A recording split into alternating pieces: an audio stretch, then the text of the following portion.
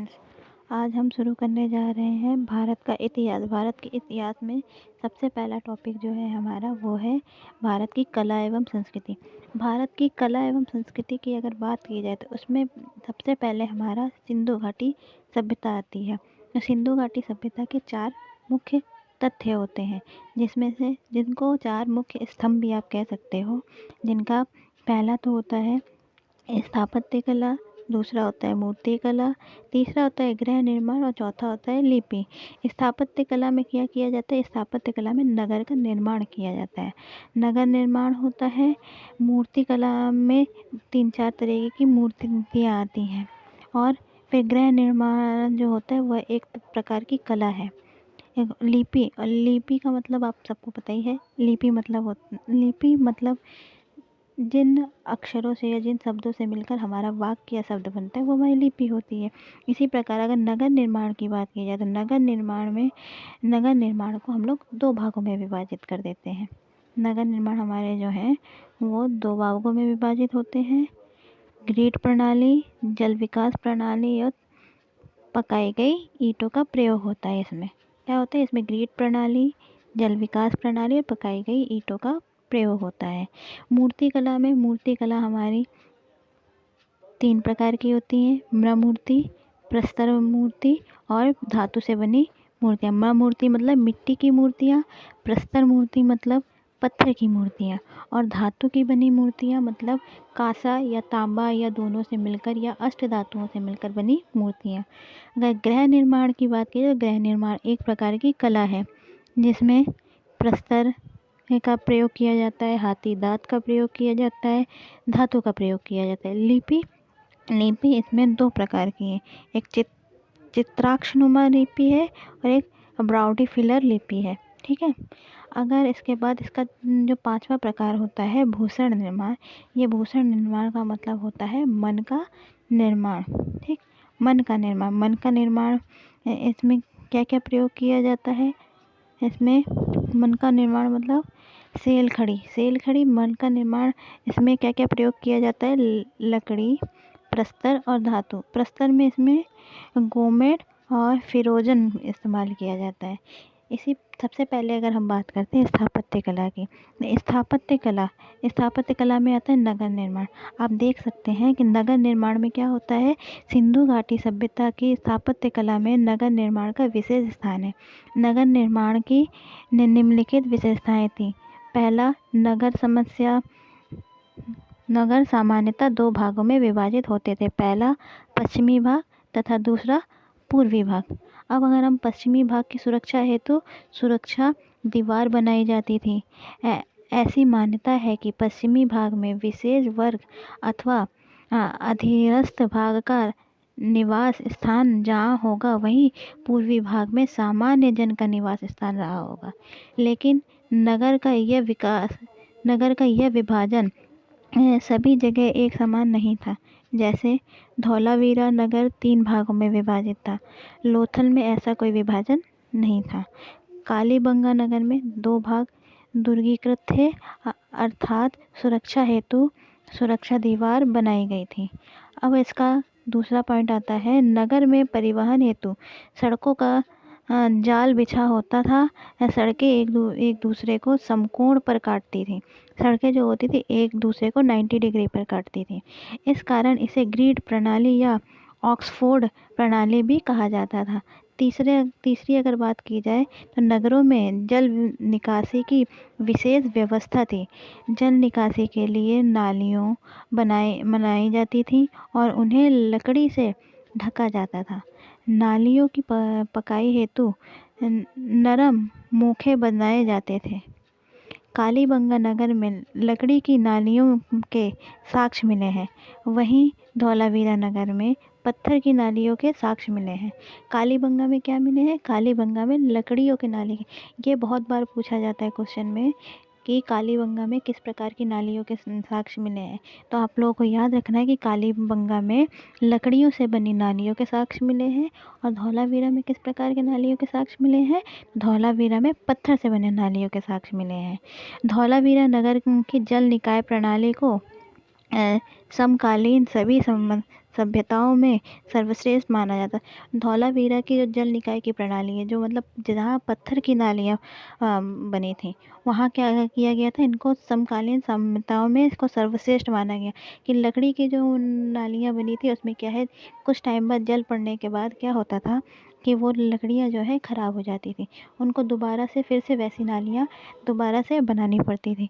लेकिन पत्थर की जो नालियाँ होती थी, इसमें क्या होता था कि एक बार आपने पत्थर की नालियाँ बना दी तो वो युगों तक चलती रहती हैं, वो सालों साल चलती रहती हैं, इसमें कोई भी खराबी नहीं आती है। नेक्स्ट आते हैं, नगर में सफाई का विशेष प्रबंध था। सड़कों के किनारों पर कचरा डालने हेतु गड्ढे बनाए गए थे। नगर को क्या है, मतलब उस टाइम पे क्या था, साफ़ सफाई पे बेसी ज़्यादा ध्यान दिया जाता था, बहुत विशेष प्रकार का ध्यान दिया जाता था। तो उसमें क्या है, नगर के सड़कों की साफ़ सफाई के लिए जगह जगह पर क्या है, सड़कों के एकदम जैसे कहीं एक जगह से दूसरे सड़क जहाँ से शुरू होती है और शुरू होके लास्ट जहाँ पे ख़त्म होती है, वहाँ के लिए क्या किया गया था, वहाँ जहाँ ख़त्म होती है वहाँ पे बड़े बड़े गड्ढे बनाए गए थे और उन गड्ढों में उनको रखा गया था। ठीक है, उसके बाद आता है कि कालीबंगा एकमात्र ऐसा नगर है जहाँ से अलंकृत ईंट प्राप्त हुई हैं। मतलब कालीबंगा एक ऐसा नगर है जहाँ से अलंकृत, मतलब वहाँ की जो ईंटें थी अलग अलग प्रकार के कला, आकृति, डिज़ाइन से बनी हुई थी। ठीक है, मोहनजोदड़ो का एकमात्र ऐसा नगर है जहाँ से सड़क के पृथक्कीकरण के साक्ष्य मिलते हैं। क्या मिलते हैं? सड़क के पृथक्कीकरण के साक्ष्य मिलते हैं। धूप में पकाई गई ईंटों के साक्ष्य मिलते हैं। मतलब वो जो ईंटें बनाई जाती थी, वो ईंटें क्या थी, धूप में पकाई जाती थी। मोहनजोदड़ो से विशाल स्नानागार प्राप्त हुआ है। ये पूछा जाता है कभी कभी क्वेश्चन में कि सिंधु घाटी सभ्यता के किस राज्य में सबसे बड़ा स्नानागार प्राप्त किया गया है? तो कहाँ प्राप्त किया गया है? मोहनजोदाड़ो में। लेकिन मोहनजोदाड़ो की साथ सबसे बड़ी इमारत अन्नगार है। मोहनजोदाड़ो की सबसे बड़ी इमारत क्या है? अन्नगार। ठीक है, इसके बाद हमारा सिंधु घाटी की सभ्यता में सबसे बड़ी इमारत लोथल से प्राप्त गोदीवाड़ा है। और सिंधु घाटी में सबसे बड़ी इमारत क्या है प्राप्त? लोथल से प्राप्त गोदीवाड़ा है। फिर हम आते हैं मूर्ति कला में। मूर्ति कला में क्या होता है? मूर्ति कला में म्रमूर्तियाँ, मतलब म्रमूर्ति का मतलब मिट्टी की मूर्तियाँ। ठीक है, इसमें क्या होता है, सर्वाधिक संख्याएं प्राप्त हुई। इसमें क्या है, जो मूर्ति कला में म्रमूर्तियाँ मतलब मिट्टी की मूर्तियाँ जो है सबसे ज़्यादा प्राप्त की गई हैं।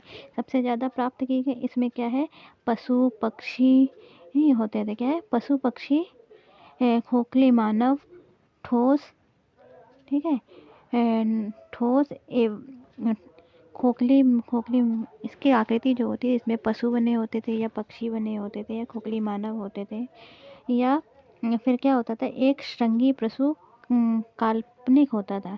ठीक है, उसके बाद अगर हम प्रस्तर मूर्तियों की बात करें तो प्रस्तर मूर्तियों में होती थी पत्थर की मूर्तियाँ।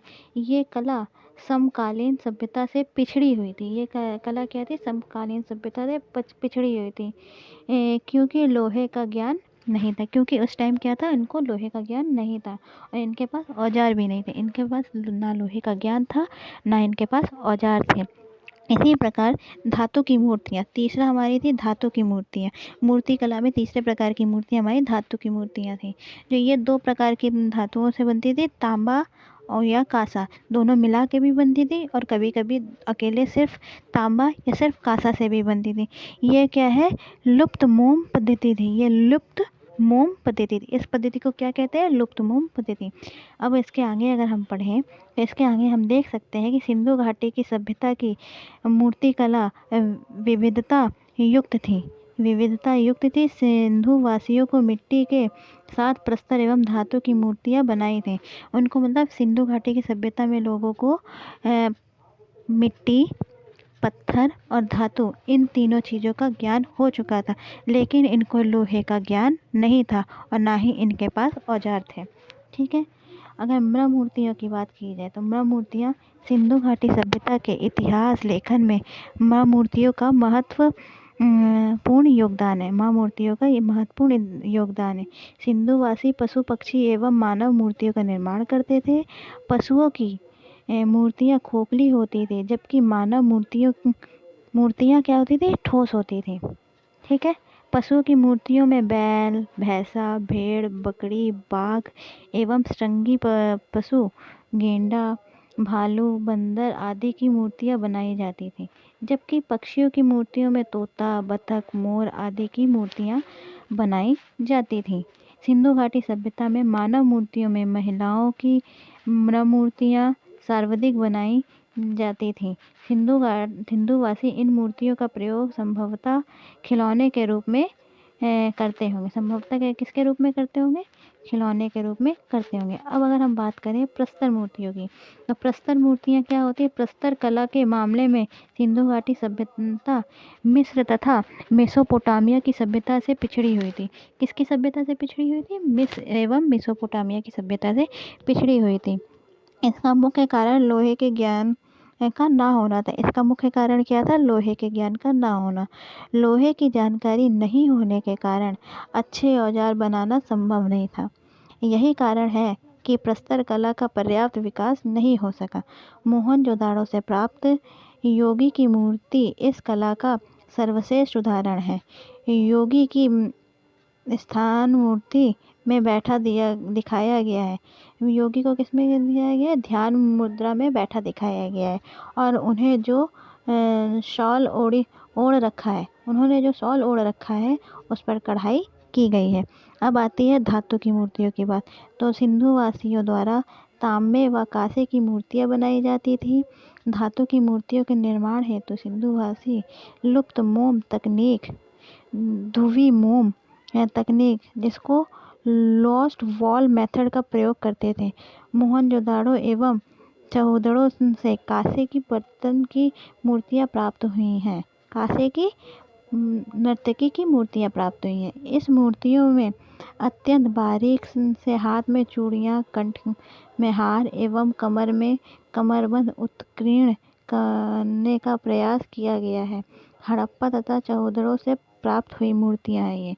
लोथल एवं कालीबंगा में तांबे का बैल प्राप्त हुआ है। ठीक है। इसके बाद हम आते हैं लिपि पर। ठीक है। लिपि की अगर हम बात करते हैं, सिंधु घाटी सभ्यता की लिपि का मुख्य स्रोत सभ्यता से प्राप्त मोहरे हैं। क्या है? सिंधु सभ्यता से प्राप्त मोहरे हैं। इस लिपि का सबसे बड़ा अभिलेख धौलावीरा से प्राप्त हुआ। इस लिपि का सबसे बड़ा अभिलेख कहाँ से प्राप्त हुआ है? धौलावीरा से, जिसमें 17 चिन्ह है। याद रखिएगा, इसमें टोटल कितने चिन्ह हैं? 17। इस लिपि को भाव विहार लिपि भी कहा जाता है, क्योंकि पशु पक्षियों के चित्र के माध्यम से भावों को व्यक्त करने का प्रयास किया गया है। कि इसमें क्या किया जाता है? इसको कौन सी मूर्ति कहा जाता था? भाव विहान। ठीक है।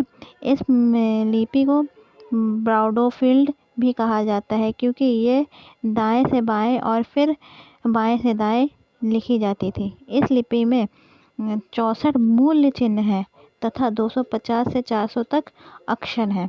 1853 में ये लिपि पहली बार में प्रकाश में आई थी और 1923 तक लगभग पूरी लिपि की खोज लिया गया था। पूरी लिपि को क्या किया गया था? कब आई थी ये?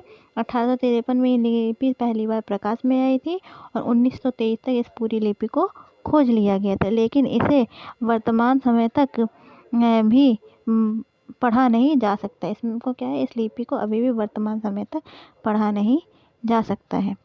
ठीक है। इसके बाद आता है आभूषण निर्माण। आभूषण निर्माण, इसमें आता है मन का निर्माण। इसमें आता है मन का निर्माण, जो है मिट्टी, सर्वाधिक मन के, प्रस्तर जिसमें गोमेद और फिरोआ। ठीक है। और धातु में आता है सबसे कम, और लकड़ी का प्रयोग ना के बराबर किया जाता था। चौहदड़ों में मनका बनाने का कारखाना प्राप्त हुआ है। लोथल में भी मनके प्राप्त हुए हैं। अगर अब बात करी जाए धर्म की, तो मातृ देवी, इसमें यहाँ क्या होता था? इनकी मातृ देवी की पूजा की जाती थी। मातृ देवी में ब्रह्म मूर्तियाँ बनाई जाती थी, वो भी सौम्य रूप या रुद्र रूप में। उसके बाद आद्य शिव की पूजा होती थी। मोहनजोदाड़ो से प्राप्त योगी की मुहर से पता चला है। फिर वृक्ष पूजा होती थी, इसमें पीपल और मूर्तियाँ और मुहरें मिलती थी। फिर पशु पूजा होती थी, कुबड़ वाले साँड़ की पूजा होती थी। पशु पूजा में कुबड़ वाले साँड़ की पूजा होती थी। उसके बाद लिपि में होता था, लिपि में लिंग योगी की पूजा होती थी। उसके बाद आता है नाग पूजा, ठीक है। और उसके बाद आता है जल पूजा। जल पूजा में मोहनजोदड़ो का महत्व स्नानागार है। फिर अग्नि पूजा। अग्नि पूजा में क्या होता था? अग्नि पूजा 2 जगह होती थी, एक कालीबंगा और एक लोथल से प्राप्त अग्नि वैदिकों से होती थी, ठीक है। उसके बाद आता है प्रेतवाद का प्रचलन था यहाँ पे। फिर क्या है? आका एवं पुनर्जन्म में विश्वास था, ठीक है। फिर सती प्रथा भी यहाँ पे मानी जाती थी। इसके बाद आता है एक स्त्री सिर के बल खड़ी रहती है। इसमें जो मूर्तियाँ होती थी उसमें क्या होता था? एक स्त्री जो है, ऐसा दिखाया गया है कि एक स्त्री जो है सिर के बल खड़ी है तथा उसके गर्भ से पौधा निकलता हुआ दिखाया गया। इसमें क्या होता है? ऐसा दिखाया गया है मूर्ति में कि एक स्त्री जो है वो सिर के बल खड़ी है और इसके साथ साथ क्या है? सिर के बल खड़ी है। और उसमें क्या दिखाया गया है? इसमें दिखाया गया है कि उसके गर्भ से क्या है? पौधा निकल। अब बात आती है आदि शिव की पूजा। आदि शिव की पूजा में होता है मोहनजोदड़ो से प्राप्त एक मोहर में एक व्यक्ति ध्यान मुद्रा में बैठा हुआ है, जिसके 3 सिर 2 सींग तथा उसकी दाईं ओर भैंसा तथा गेंडा और बाईं ओर बाघ तथा हाथी उत्कीर्ण किया गया है और आसन में के नीचे 2 हिरण बैठे हुए हैं। सर जॉन मॉल्सन ने इसे पशुपति शिव माना है। क्या माना है? पशुपति शिव माना है। इसके बाद आती है जल पूजा। हड़प्पा सभ्यता के जल पूजा का भी प्रचलन था। मोहनजोदाड़ो से प्राप्त विशाल स्नानागार को विद्वान इसका प्रतीक मानते हैं। विशाल स्नानागार के चारों ओर छोटे छोटे आवास प्राप्त हुए हैं, जिन्हें विद्वानों में पुरोहित आवास माना है। फिर आती है अग्नि पूजा। कालीबंगा एवं लोथल से अग्नि वैदिक प्राप्त हुआ है, जो कि अग्नि पूजा का प्रतीक मानी जाती है, ठीक है। इसके बाद आता है पशु पूजा। सिंधु घाटी सभ्यता में पशुओं की पूजा का प्रचलन था। मुख्य रूप से कुबड़ वाले साँड़ की पूजा होती थी। पशु पूजा सर्वाधिक एवं काल्पनिक रूपों में होती थी। एक श्रृंगी पशु को इतिहासकार काल्पनिक पशु मानते हैं। साथ ही ऐसे ही पशु की आवृत्ति भी मिली है, जिनका आधा हिस्सा मनुष्य का और आधा हिस्सा जो होता था वो बाघ का होता था, ठीक है। इसके बाद आता है अनलॉस्टिक संस्कार एवं प्रेतवाद, ठीक है। अनलॉस्टिक संस्कार एवं प्रेतवाद। तो सिंधु घाटी सभ्यता में निम्नलिखित 3 प्रकार के अंत्योष्टि संस्कार का प्रचलन था। पहला पूर्ण समाधिकरण, दूसरा था आंशिक समाधिकरण और तीसरा था दाह संस्कार। क्या क्या थे? पूर्ण समाधिकरण, आंशिक समाधिकरण और दाह संस्कार, ठीक है। तो सिंधु घाटी सभ्यता में युग्म समाधिकरण का भी प्रचलन था। लोथल से प्राप्त एक कब्र में स्त्री एवं पुरुष दोनों को एक साथ दफनाया गया था। लोथल सभ्यता में क्या किया गया था? स्त्री एवं पुरुष को दोनों को एक साथ दफनाया गया था। इस समाधिकरण को क्या कहा गया था? युग्म समाधिकरण, ठीक है।